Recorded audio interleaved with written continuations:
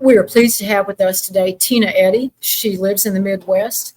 She lost her precious son, Tyler, and she's going to share with us their story and their journey. So, Tina, go ahead.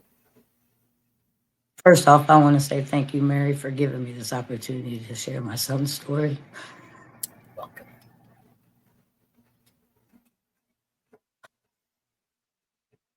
So it was just a little over 5 years ago, before we knew anything about fentanyl, that my son, only child, didn't have the opportunity to have children. So I'll never get to hear the words grandma. Um, we didn't know about fentanyl back then, other than prescription fentanyl. But probably 2.5 years after losing Tyler, I had a very bad mental health breakdown. Was looking for ways to end my life.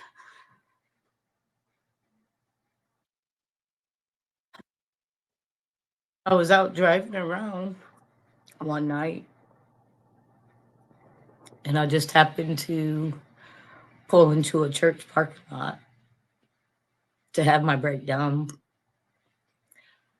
I sat in that parking lot for about 2 hours, just thinking of ways that I could be with my son.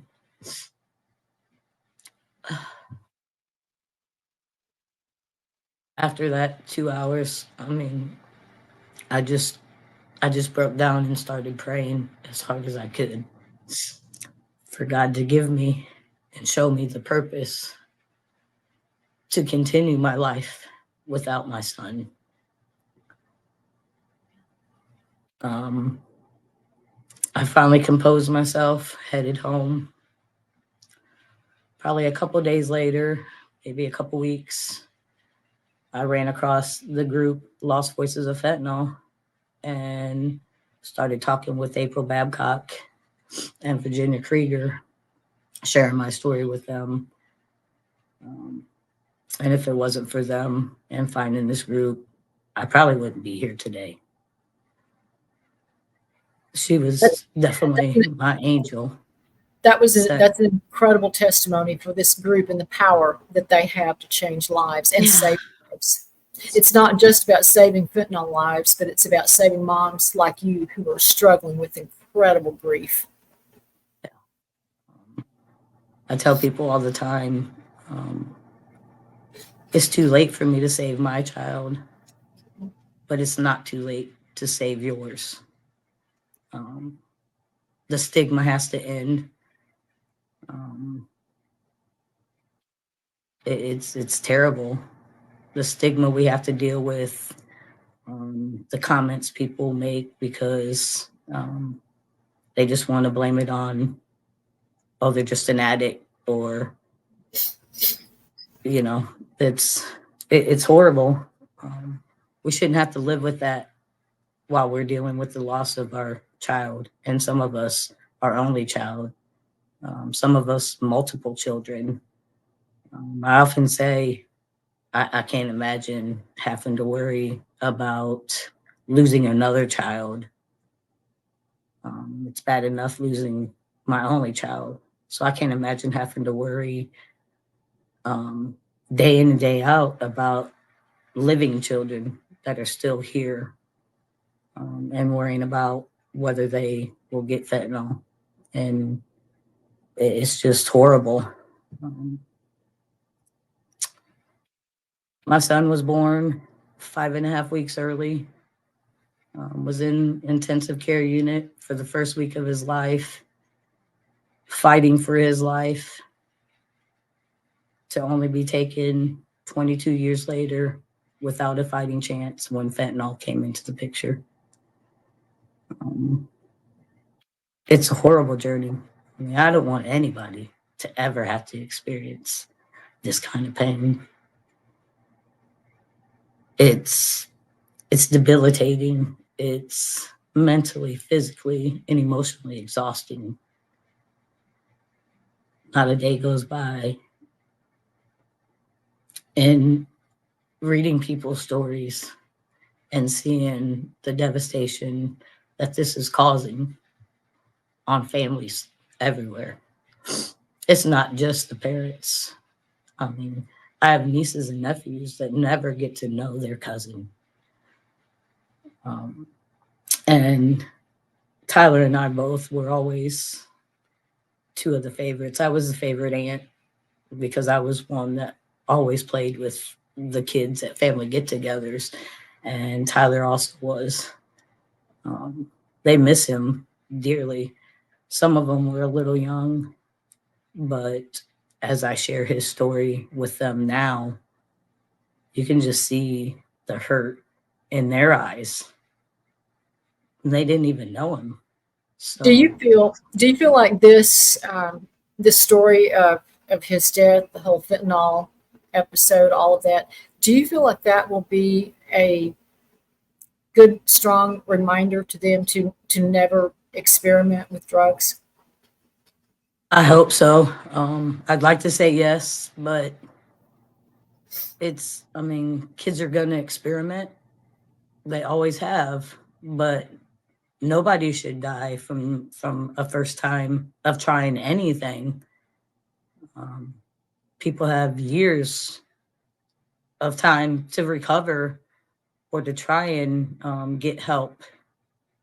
But now, if you're lucky to survive the first try, then it's you're lucky. But most people don't anymore. Do you mind sharing the circumstances around what happened and caused his death? So And if he was. Go ahead. if it's too painful, don't feel pressed. I'm just asking the question. If you don't feel comfortable sharing, it's okay. So he was about 19, and he started dating a girl that took him to a party at her cousin's house. And I don't know if she just said, hey, this will ease your pain. Tyler had mental health issues, of course. Growing up, his father was in his life, but wasn't at the same time. He was always too busy with work, never had time to spend or do the quality things with us like he should as a father. So Tyler definitely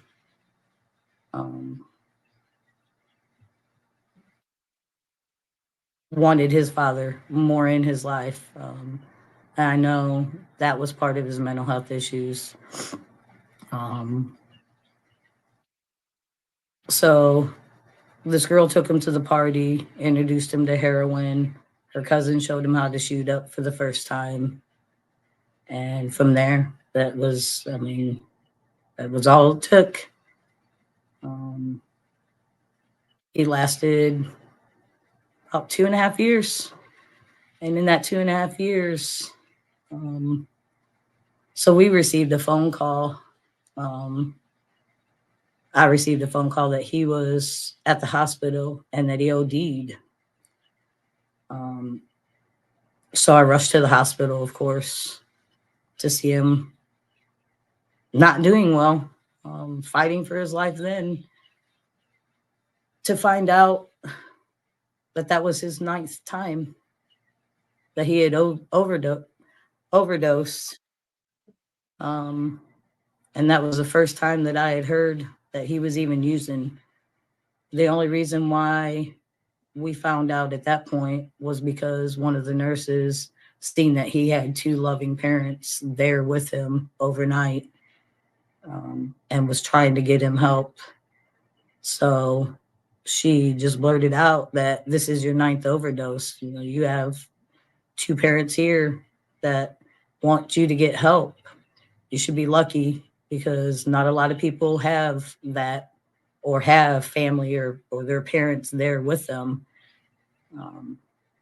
So he had been to the ER in an overdose situation 8 times before this, and no one ever called you. Yes, ma'am. Wow. The girl that he was dating dropped him off every time and just left him. Was she the same one that introduced him to it initially at age 19? Yes. Yes.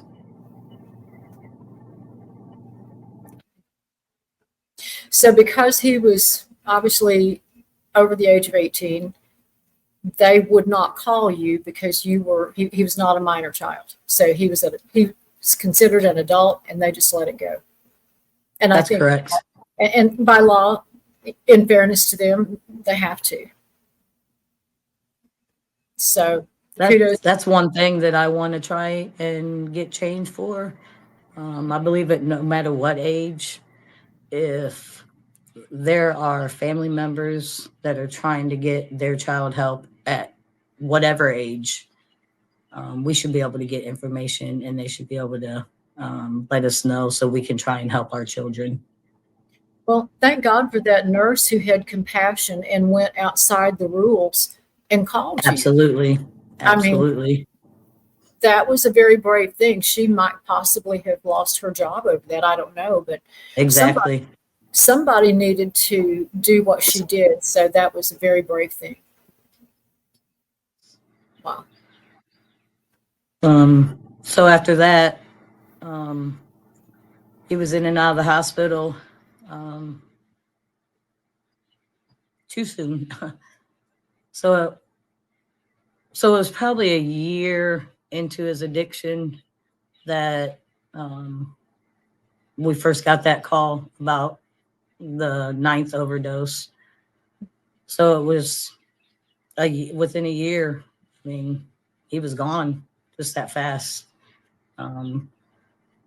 I wish I knew now, looking back and seeing the way he would just nod off, makes me wonder if he was getting fentanyl before that last time. I'll never know. Right. I'm hoping to change that. Like I said, that's something I want to work on, because I do want to know.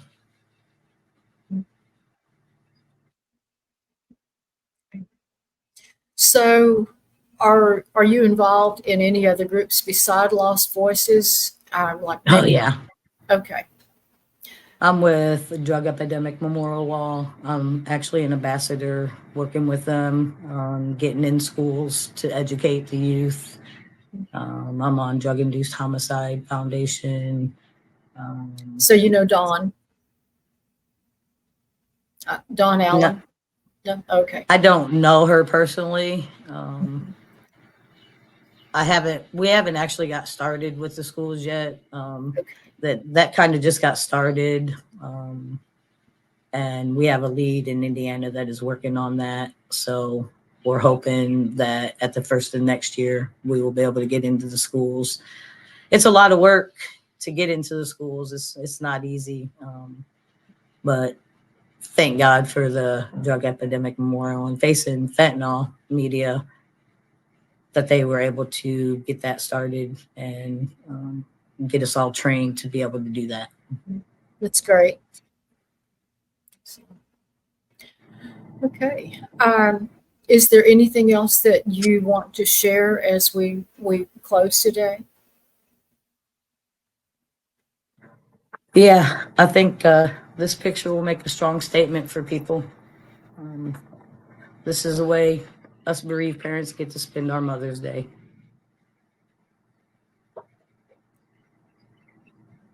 Can you see it good?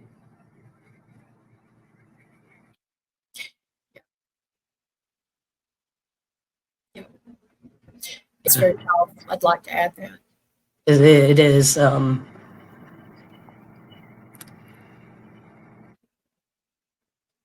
have no words right now. I do have other pictures. I kind of wanted a little bit of his story. Tyler was born 5.5 weeks early, so I made this. So that is not the right one. Sorry, it's not the right one. So this one here, if I can get it in there good. So this picture here was when he was first born, 5.5 weeks early.